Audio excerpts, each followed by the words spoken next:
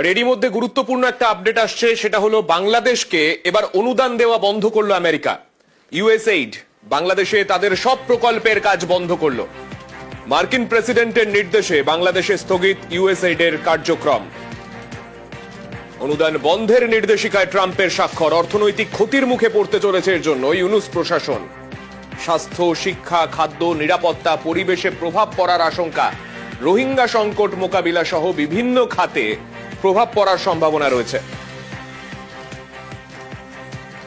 ইউনূস সরকার আরো বেশি চাপে পড়তে চলেছে এমনটাই মত আন্তর্জাতিক সম্পর্ক বিশেষজ্ঞদের। তার কারণ, এই পরিস্থিতিতে যখন এমনিতেই টালমাটাল পরিস্থিতি বাংলাদেশে, সেই সময় ইউএস এর এইড বন্ধ হলে সেক্ষেত্রে কিন্তু যথেষ্ট চাপে পড়তে চলেছে ইউনূস সরকার। ইতিমধ্যেই ইউনূস সরকারের দেশে অর্থাৎ বাংলাদেশের সম্পূর্ণভাবে এই ইউএসএইড এর কার্যক্রম বন্ধ করার নির্দেশে স্বাক্ষর করেছেন মার্কিন প্রেসিডেন্ট ডোনাল্ড ট্রাম্প।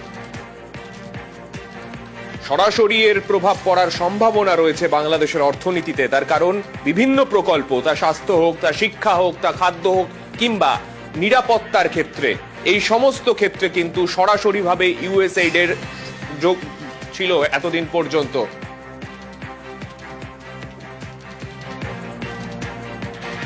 এই পরিস্থিতিতে রোহিঙ্গা সংকট, যেটা বাংলাদেশের সীমান্তবর্তী এলাকার একটা বড় সমস্যা,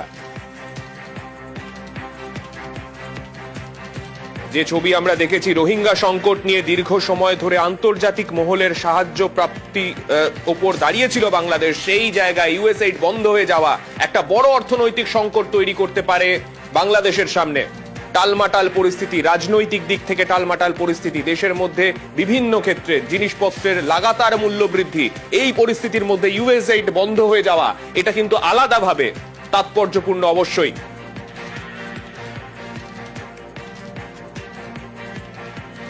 পরিবেশে সরাসরি প্রভাব পড়ার একটা আশঙ্কা তৈরি হচ্ছে, বিভিন্ন খাতে প্রভাব পড়ার আশঙ্কা।